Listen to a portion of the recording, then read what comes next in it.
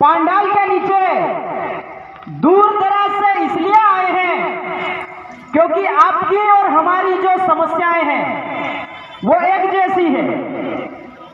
ठीक उन्हीं समस्याओं का शिकार हमारे इस धरती के देश का, जिसको हम भविष्य कहते हैं, ऐसे नन्हे मुन्ने बच्चे हुए हैं। आज इस मंच के माध्यम से हम उन तमाम शहीद बच्चों को हार्दिक श्रद्धांजलि देते हैं और साथ ही आप तमाम लोगों से यह आह्वान करते हैं कि जब जब इस प्रकार की षड्यंत्र के तहत कमेरा वर्ग के लोगों को, गरीब मजलूम के बच्चों को जिस तरीके से सरकारें उनके अधिकारों को छीनती है, उसके खिलाफ हमको आवाज बुलंद करने के लिए ऐसी महापंचायतों का आयोजन करना पड़ता है। आज इस कार्यक्रम में हम सरकार को चेताने के लिए आए हैं कि यह समस्या सिर्फ इस झालावाड़ की धरती की नहीं है। हम सभी जानते हैं इस झालावाड़ की धरती से हमारे देश में कितने ही बड़े बड़े राजनीतिक पदों पे लोग गए हैं, यहां तक कि पूर्व सीएम भी हमारा इस धरती से रहे हैं। लेकिन बड़ी दुर्भाग्य की बात है कि ये उनका गृह जिला होने के बावजूद भी यहाँ पर वास्तव में जो एजुकेशन की जो क्वालिटी होनी चाहिए, शिक्षा की जो गुणवत्ता होनी चाहिए, वो गुणवत्ता नहीं है। आज हम 21वीं सदी की बात करते हैं, एआई की बात करते हैं, आर्टिफिशियल इंटेलिजेंस की बात करते हैं और टेक्नोलॉजी की बात करते हैं, लेकिन वास्तविकता यह है कि एक और अमीर लोगों का, जो पूंजीपति लोग हैं, जो धन्ना सेठ है, उन लोगों की दौलत लगातार बढ़ती जा रही है। दूसरी ओर जो गरीब है, जो मजलूम है, जो संघर्ष करके अपना जीवन यापन करते हैं, ऐसे लोगों का हक अधिकार छीन करके उन अमीर लोगों की तिजोरी भरने का काम सरकारें कर रही है। आज हम ये कहना चाहते हैं कि हमारे राज्य में सरकार बीजेपी की है, देश में सरकार बीजेपी की है और इस बात का बड़े गर्व के साथ लोग डबल इंजन की सरकार होने का दावा पेश करते हैं। लेकिन सच्चाई यह है कि इस डबल इंजन की सरकार का जो इंजन है वो पूरी तरीके खस्ताहाल और फेल हो चुका है।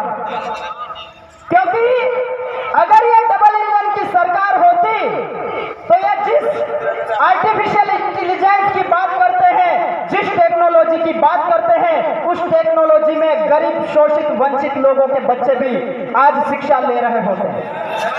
लेकिन आज हमारे बच्चों की हालत हम देखते हैं। 2019 में पंचायत पुनर्गठन अधिनियम पारित हुआ और कई सारी पंचायतों का निर्माण हुआ। उसी के साथ सरकार ने आदेश पारित किया था कि प्रत्येक नवनिर्मित पंचायत में सीनियर स्कूल होंगे।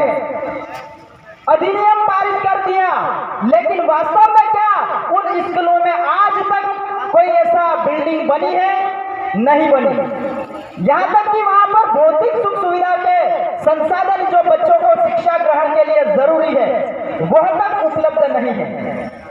ऐसे में जब हमारे बच्चे अपनी जान को जोखिम में डाल करके सरकारी तंत्र पे भरोसा करके स्कूलों कॉलेजों में जाते हैं तो उनके भविष्य के साथ खिलवाड़ की जाती है। सरकार इतना बड़ा हादसा होने के बाद भी उनके कानों पे जू नहीं रही रहेगी। शिक्षा मंत्री को जब यह घटना के बाद पत्रकार ने पूछा कि यह घटनाएं कैसे हो रही है, तो उनका जवाब जो था कि मैं मेरी सैलरी से पैसे काट करके स्कूलें नहीं बनाऊंगा। तो कितनी बड़ी बेवकूफी जैसी बातें करते हैं शिक्षा मंत्री। इस मंच के माध्यम से हम शिक्षा मंत्री जी को कहना चाहते हैं, अगर आप अपनी शिक्षा मंत्री की गद्दी को संभाल नहीं पाते हैं, अगर आप पूरे राज्य में शिक्षा व्यवस्था को दुरुस्त नहीं कर पाते हैं, तो शिक्षा मंत्री का पद छोड़िए, इस्तीफा दे दीजिए। ऐसे इस तरीके से आप हमारे बच्चों के साथ खिलवाड़ करेंगे और हम देखते रहेंगे, ऐसा कभी नहीं होगा।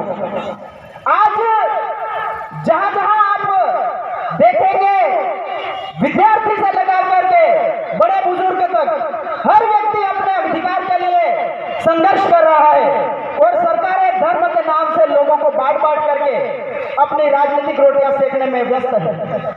तो आज इस मंच के माध्यम से आप लोगों से यह आह्वान करने आए हैं कि आप जहां कहीं रहते हैं, आप अपने आसपास के इलाकों को देखिए, परखिए, जानिए, वहां पर सरकारी व्यवस्थाएं किस तरीके से चल रही है, उनका पता कीजिए।